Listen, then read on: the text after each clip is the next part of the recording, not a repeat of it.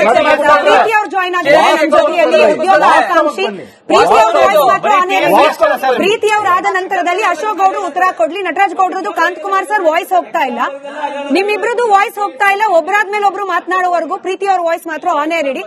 ಒಬ್ಬರಾದ್ಮೇಲೆ ಒಬ್ರು ನಟರಾಜ್ ಗೌಡ್ರ ವಾಯ್ಸ್ ಹೋಗ್ತಾ ಇಲ್ಲ. ಪ್ರೀತಿ ಅವರೇ, ಪವಿತ್ರ ಅವರು ಕ್ಷಮೆ ಇರಲಿ.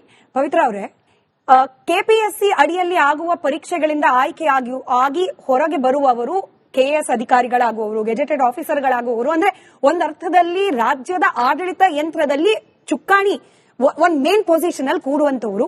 ಇಂಥವರನ್ನ ಆಯ್ಕೆ ಮಾಡಿ ಕಳಿಸುವಂತಹ ಆಯೋಗನೇ ಒಂಥರದಲ್ಲಿ ಭ್ರಷ್ಟಾಚಾರದ ಪ್ರತಿರೂಪ ಅಂತ ಆಗ್ಬಿಟ್ಟಾಗ ಹೊರಗೆ ಬರುವ ಅಧಿಕಾರಿಗಳ ಮೇಲೆ ಜನಸಾಮಾನ್ಯರಿಗೆ ವಿಶ್ವಾಸ ಎಲ್ಲಿ ಉಳಿಯುತ್ತೆ? ಪ್ರಾಮಾಣಿಕವಾಗಿ ಪರೀಕ್ಷೆ ಬರೆದು ಆಚೆ ಬಂದ್ರು ಕೂಡ ಕೆಪಿಎಸ್ಸಿ ಮಾಡಿದ ಪರೀಕ್ಷೆ ಅಲ್ಲಿ ಪಾಸ್ ಆಗಿ ಬಂದವರು ಏನೋ ಎತ್ತಾನೋ ಇದೊಂದು ಬಂದ್ಬಿಡುತ್ತೆ ಅಂತ. ಹೌದು ಮ್ಯಾಮ್, ನಾನು ಇದಕ್ಕೆ ನಟರಾಜ್ ಗೌಡ ಸರ್ ಅವ್ರಿಗೆ ಒಂದು ಪ್ರಶ್ನೆಯನ್ನ ಮಾಡೋದಕ್ಕೆ ಇಚ್ಛೆ ಪಡ್ತೀನಿ. ಸರ್, ನೀವು ಆಗ್ಲಿಂದ ಕೆಲವೊಂದು ಅಕ್ರಮಗಳನ್ನ ಹೇಳ್ತಾ ಇದ್ದೀರಾ. 545 PSI ಆಗಿರ್ಬೋದು, ಈಗ KS ಅಥವಾ ಈ ಒಂದು ಇಂಡಸ್ಟ್ರಿಯಲ್ ಎಕ್ಸ್ಟೆನ್ಷನ್ ಆಫೀಸರ್ ಇದರಲ್ಲಿ ನಮ್ಮ ಸಾವುಕಾರ ಅವರು ಸರ್ ಏನಿದ್ದಾರೆ ಕೆಪಿಎಸ್ಸಿ ಪ್ರೆಸಿಡೆಂಟ್, ಅವರನ್ನ ನೀವು ಅವ್ರ ಹೆಸರೇ ಸಾವುಕಾರು ಶಿವಶಂಕರಪ್ಪ ಸಾವುಕಾರ ಸರ್ ಅವ್ರನ್ನ ನೀವು ಅಮಾನತು ಮಾಡಿರೋದ್ರ ರಿಲೇಟೆಡ್ ಹೇಳ್ತಾ ಇದ್ರ. ಅವರು ಬಿಜೆಪಿ ಕಾಲದಲ್ಲಿ ಅಪಾಯಿಂಟ್ ಆಗಿರೋದು ಅಂತ, ಹೌದಲ್ವಾ ಸರ್? ಇದು ನಿಮ್ಮ ಕ್ಲಿಯರ್ ವಿಚಾರಗಳಾಗಿದೆ. ನಾನಿಲ್ಲಿ ನಿಮ್ಗೆ ಪ್ರಶ್ನೆ ಮಾಡೋದು, ಕೆಪಿಎಸ್ಸಿಯಲ್ಲಿ ಕಾಂಗ್ರೆಸ್ ಇಂದ ಅಪಾಯಿಂಟ್ ಆಗಿರುವಂತಹ ಮೆಂಬರ್ಸ್ಗಳು, ಕಾಂಗ್ರೆಸ್ ನ ಸಪೋರ್ಟ್ ಮಾಡುವಂತಹ ಮೆಂಬರ್ಸ್ಗಳು, ಅವ್ರು ಯಾರು ಅಕ್ರಮನೇ ಮಾಡಿಲ್ವಾ? ಈಗ ಶಾಂತಾ ಒಸ್ಮಾನಿ ಅನ್ನುವಂತವ್ರು ನಿಮ್ಮ ಒಂದು ಕಾಂಗ್ರೆಸ್ ಇಂದ ಅಪಾಯಿಂಟ್ ಆಗಿರುವಂತವ್ರು, ಅವರಿಗೆ 1.5 ಲಕ್ಷಕ್ಕೆ ಡೀಲ್ ಮಾತಾಡ್ಕೊಂಡು 75 ಲಕ್ಷ ಅಡ್ವಾನ್ಸ್ ಕೊಟ್ಟಿದ್ದಾರೆ ಅಂತ ಅದು ಅಫಿಷಿಯಲಿ ಲಾಡ್ಜ್ ಆಗಿ ಕಾಂತಕುಮಾರ್ ಸರ್ ಅವರೇ ಅದ್ರ ರಿಲೇಟೆಡ್ ಕಂಪ್ಲೇಂಟ್ ಮಾಡಿರುವಂತದ್ದು FIR ಕಾಪಿ ಕೂಡ ನನ್ನ ಹತ್ರ ಇದೆ. ಅನೂಪ್ ಅನ್ನೋಂತವ್ರು ಅದೇ ರೀತಿ ಮಾಡಿದ್ದಾರೆ. ಭೋಜಾ ನಾಯಕ್ ಅವರಿಗೆ ಅವರು ಕೊಟ್ಟಿದ್ದಾರೆ, ಅಮೌಂಟ್ ಅನ್ನ ಕೊಟ್ಟಿದ್ದಾರೆ. ಮಮತಾ ಅನ್ನೋಂತವ್ರು ಶಾಂತಾ ಒಸ್ಮಾನಿ ಕೊಟ್ಟಿದ್ದಾರೆ, ಮಂದಿರಾ ಅನ್ನೋಂತವ್ರು ಕೊಟ್ಟಿದ್ದಾರೆ.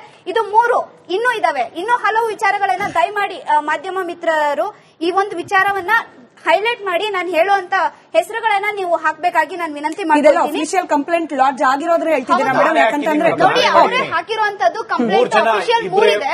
ಇನ್ನೊಂದಷ್ಟು ನಾನು ಹೇಳ್ತೀನಿ ಸರ್. ಈಗ ಕೆಪಿಎಸ್ಸಿ ಮೆಂಬರ್ಸ್ ಕಡೆಯಿಂದ ಸ್ಮೃತಿ ಎ ಎಲಿಗಾರ್ ಸೀರಿಯಲ್ ನಂಬರ್ 43 ಮತ್ತೆ ಸಾಗರ್ ಆರ್ ಎಲಿಗಾರ್ ಅಂತ ಸೀರಿಯಲ್ ನಂಬರ್ 925 ಅವ್ರು ಕೂಡ ಸೆಲೆಕ್ಟ್ ಆಗಿದ್ದಾರೆ. ಅವ್ರು ಆಲ್ರೆಡಿ ಈಗ ನೇಮಕಾತಿ ಇದ್ರಲ್ಲಿ ಇದ್ದಾರೆ. They are waiting for the ಏನದು ಆರ್ಡರ್ಗೋಸ್ಕರ ವೇಟ್ ಮಾಡ್ತಾ ಇದಾರೆ ಅಷ್ಟೇ, ಅಪಾಯಿಂಟ್ಮೆಂಟ್ ಆರ್ಡರ್ಗೋಸ್ಕರ ವೇಟ್ ಮಾಡ್ತಾ ಇದ್ದಾರೆ. Next 923 serial number Dilip Kumar TM ಅಂತ ಅವರು ಒಂದು ಸ್ಕ್ಯಾಮ್ ಕ್ಯಾಂಡಿಡೇಟ್ ಆಗಿರುವಂತದ್ದು, ಕೆಪಿಎಸ್ಸಿ ಮೆಂಬರ್ ಕಡೆಯಿಂದ ಬಂದಿರುವಂತವ್ರು. ಆಮೇಲೆ 17 number Hullappa Hallikeri, 36 serial number Chaitra Hallikeri, 21 serial number Soumya Hallikeri. ನೀವು ಇವಾಗ ಕೆಪಿಎಸ್ಸಿ ಏನು ಶಿವಶಂಕರಪ್ಪ ಸಾವುಕಾರ ಅವ್ರ ಮಕ್ಕಳು ಇಬ್ರು ಇಂಡಸ್ಟ್ರಿಯಲ್ ಎಕ್ಸ್ಟೆನ್ಷನ್ ಆಫೀಸರ್ ಹುದ್ದೆಗೆ ಆಯ್ಕೆಯಾಗಿದ್ದಕ್ಕೆ ಅವರನ್ನ ಅಮಾನತ್ ಮಾಡಿದ್ರಿ.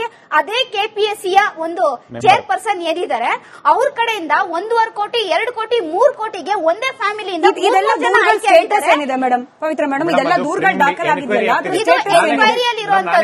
ಇದು ಒಂದೇ ಫ್ಯಾಮಿಲಿಯಿಂದ 3 ಜನ ಆಯ್ಕೆ ಆಗಿರುವಂತದ್ದು ಒಂದೇ ಊರಿಂದ. ಈಗ 385 ಪೋಸ್ಟ್ ಗಳಿಗೆ ನೀವು ಹುದ್ದೆ ನಡೆಸ್ತೀರಾ, ಹುದ್ದೆಯನ್ನ ನೇಮಕಾತಿ ಮಾಡ್ತೀರಾ ಅಂತ ಹೇಳಿದಾಗ ಬಹುತೇಕ ನಮ್ಗೆ ಹೇಳ್ಬೇಕಂತ ಹೇಳಿದ್ರೆ ಕೆಎಸ್ ಪರೀಕ್ಷೆಗೋಸ್ಕರ 6 ರಿಂದ 7 ವರ್ಷ ತಪಸ್ ಮಾಡಿರ್ತೀವಿ ವಿದ್ಯಾರ್ಥಿಗಳು.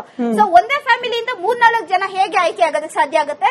ಒಂದೇ ಒಂದು ಕೊಠಡಿಯಲ್ಲಿ ಪರೀಕ್ಷೆ ಬರೆದಂತಹ 15 ಜನರು ಹೇಗೆ ಆಯ್ಕೆ ಆಗೋದಕ್ಕೆ ಸಾಧ್ಯ ಆಗುತ್ತೆ? ಇದ್ಯಾವುದು ಕಾಂಗ್ರೆಸ್ ಕಣ್ಣಿಗೆ ಕಾಣಿಸೋದಿಲ್ವಾ ಅಥವಾ ಸರ್ಕಾರದ ಕಣ್ಣಿಗೆ ಕಾಣಿಸೋದಿಲ್ವಾ?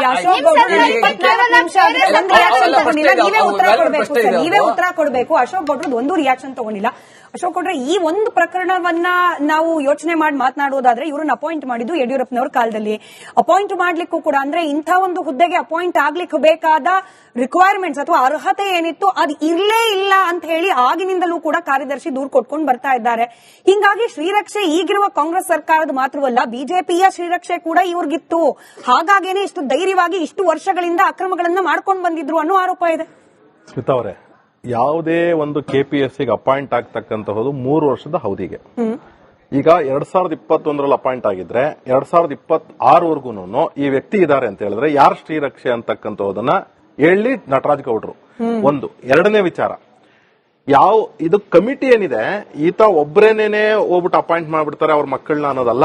ಅಕಸ್ಮಾತ್ ಬಿಜೆಪಿ ಶ್ರೀರಕ್ಷೆ ಇದೆ ಅಂತ ಅಂದ್ಬಿಟ್ಟು ನಟರಾಜ್ ಗೌಡ್ರು ಏನ್ ಸುಳ್ಳಿನ ದೇವತೆ ಮುಟ್ಕೊಂಡ್ಬಂದು ಪ್ರತಿ ಸತಿನೂ ಈ ಟಿವಿ ಚಾನೆಲ್ ಕುತ್ಕೊಂಡು ಸುಳ್ಳು ಸುಳ್ಳು ಸುಳ್ಳು ಸುಳ್ಳು ಸುಳ್ಳು ಮಾತೇನ ಏನ್ ಹೇಳಿ ಹೇಳಿ ಅಣ್ಣ ಒಂದ್ ನಿಮಿಷ ನೀನ್ ಮಾತಾಡ್ಬೇಕಾದ್ರೆ ವೈಯಕ್ತಿಕ ಅಲ್ಲ ನಿಮ್ ಕಾಂಗ್ರೆಸ್ ಪಕ್ಷದ ವಿಚಾರಗಳನ್ನ ಹೇಳ್ತಾ ಇದೀನಿ. ಒಂದ್ ನಿಮಿಷ ಈ ವಿಚಾರ ಏನು ಅಂತ ಹೇಳಿದ್ರೆ ಯಾವ ರೀತಿ ಸುಳ್ಳನ್ನ ಪುಂಖಾನುಪುಂಖವಾಗಿ ಹೇಳ್ತಾರೆ. 9 ಜನ ಕಮಿಟಿ ಇರ್ತದೆ.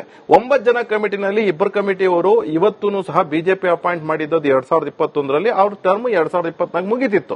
ಯಾಕಪ್ಪ ನೀವು ಕಂಟಿನ್ಯೂ ಮಾಡಿದ್ರಿ? ಒಂದು. ಎರಡನೇದು, ಯಾರು 9 ಜನ ಇದ್ದಾರೆ, ಇನ್ನು 7 ಜನ ಇರ್ತಕ್ಕಂಥದ್ದು ನೀವು ಅಪಾಯಿಂಟ್ ಮಾಡಿದಿರ ತಾನೆ, 2 ಕಂಟಿನ್ಯೂ ಮಾಡಿದ್ರಿ, ಮಿಕ್ದವ್ರನ್ನ 7 ಜನ ಚೇಂಜ್ ಮಾಡಿದ್ರೆ ತಾನೆ. 2024ರಿಂದ ಆ ಕಮಿಟಿನಲ್ಲಿ ಆದಂತ ಸೆಲೆಕ್ಷನ್ ಅಲ್ಲಿ ಅವ್ರೇನ್ ಮಾಡ್ತಿದ್ರು? ಕಳ್ಳಪುರಿ ತಿಂತಾ ಇದ್ರ ಅಥವಾ ಗೆಡ್ಡೆ ಗೆಣಸು ತಿಂತಾ ಇದ್ರ? ಒಂದು. ಎರಡನೇ ವಿಚಾರ, ಈಗ ಬರ್ತೀನಿ. ಈಗ ಪಾಪ ತುಂಬಾ ತುಂಬಾ ತುಂಬಾ ಸತಿ ಮಾತಾಡ್ತಾರೆ. ಕೆಪಿಎಸ್ಸಿ ಹಗರಣನ ನಾನೇ ಇಲ್ಲಿ ಚರ್ಚೆ ಮಾಡಿದ್ದೀನಿ. ನಮ್ಮ ಎಲ್ಒಪಿ ಅವರು ನೀಟಾಗಿ ಸದನದಲ್ಲಿ ಕುತ್ಕೊಂಡು ಎಳೆಯಾಗಿ ಬಿಡಿಸಿ ಹೇಳಿದ್ದಾರೆ. 109 ಕ್ವಶನ್, ತದನಂತರದಲ್ಲಿ 112 ಕ್ವಶನ್ ಅನ್ನ ಕನ್ನಡಕ್ಕೆ ಅನುವಾದ, ಇಂಗ್ಲಿಷ್ ನಲ್ಲಾದ್ರೆ ಸರಿಯಾಗಿ ಬರ್ತದೆ, ಕನ್ನಡಕ್ಕಾದ್ರೆ ಅನುವಾದ ಮಾಡಬೇಕಾದ್ರೆ ನೀವು ಮಾಡಿದಂತ ತಪ್ಪುಗಳು, ಘನಘೋರವಾದಂತಹ ತಪ್ಪುಗಳಿಗೆ ಕರ್ನಾಟಕದ ಕನ್ನಡಿಗ ಜನತೆಯ ನೀವು ಕನ್ನಡಿಗರಿಗೆ ನಿಜವಾಗ್ಲೂ ಅಭಿಮಾನ ಇದೆಯಾ ಅಥವಾ ಇಲ್ಲ ಅಂತಕ್ಕಂತಹ ಪ್ರಶ್ನೆ. ಅದಾದ್ಮೇಲೆ ಯಾವ ರೀತಿ ಮೇನ್ಸ್ ಅಲ್ಲಿ ಸಮಸ್ಯೆ ಆಯಿತು, ಯಾವ ರೀತಿ ಇಂಟರ್ನಲ್ ಸಮಸ್ಯೆ ಆಯಿತು, ಇವೆಲ್ಲ ಸಹ ನೋಡಿದ್ದೀವಿ, ಚರ್ಚೆನೂ ಮಾಡಿದ್ದೇವೆ. ಇದೆಲ್ಲ ಆದ್ರೂ ಸಹ ಇವ್ರು ಹಳೆ PSI ಹಗರಣ ಇದು ಆಯ್ತಪ್ಪ, ನಿಮ್ ಸರ್ಕಾರ ಬಂದು 38 ತಿಂಗಳಾಗಿದೆಯಲ್ಲ, 38 ತಿಂಗಳಿಂದ ಗೆಡ್ಡೆ ಗೆಡಸ್ ತಿಂತಾ ಇದಾರೆ, ಕಳ್ಳಪುರಿ ತಿಂತಾ ಇದಾರೆ. ಒಂದ್ ನಿಮಿಷ ಯಾವ್ದು ತನಿಖೆ ಆಗಿಲ್ಲ,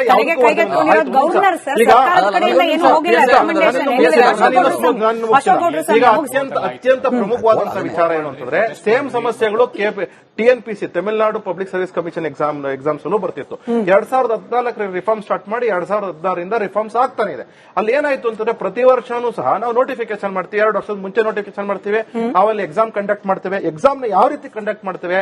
ನೀವು ಕ್ಲಾಸ್ ಬಿ ಮತ್ತು ಕ್ಲಾಸ್ ಸಿ, ಕ್ಲಾಸ್ ಡಿ ಗೆ ಕಂಪಲ್ಸರಿ ತಮಿಳ್ ಲ್ಯಾಂಗ್ವೇಜ್ ಇರಲೇಬೇಕು, ಕಂಪಲ್ಸರಿ ಎಕ್ಸಾಮ್ ಮೇಲೆ ಬರೀಲೇಬೇಕು. ಡಿಜಿಟಲ್ ಪೇಪರ್ 57 ಸಬ್ಜೆಕ್ಟ್ ಗೆ ನಾವು ಸಬ್ಜೆಕ್ಟ್ಸ್ ನ ಡಿಜಿಟಲ್ ಆಗಿ ಪ್ರಿಂಟ್ ಮಾಡಿಸಿ ನಿಮಗೆ ಹಾಕಿರ್ತೇವೆ. ಪ್ರತಿ ಸತಿ ಅಮೆಂಡ್ ಆಯ್ತಾ, ಸಬ್ಜೆಕ್ಟ್ ಅಲ್ಲಿ ಚೇಂಜ್ ಆಯ್ತಾ, ಚಾಪ್ಟರ್ ಚೇಂಜ್ ಆಯ್ತಾ, ಆಗ್ತೀವಿ ಅಂತ